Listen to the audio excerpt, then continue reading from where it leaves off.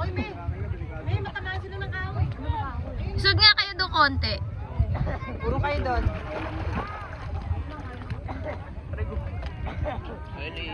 Bye-bye. Ken, harap ka dito oh. Init dyan. Lipat ka dito. Mga sa akin. Mga sa akin. Sa akin. Yan, yan.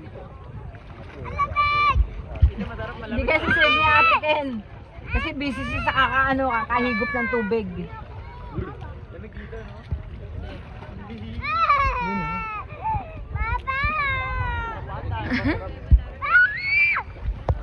Wala oh. Sige, tapon mo, tapon mo, tapon mo.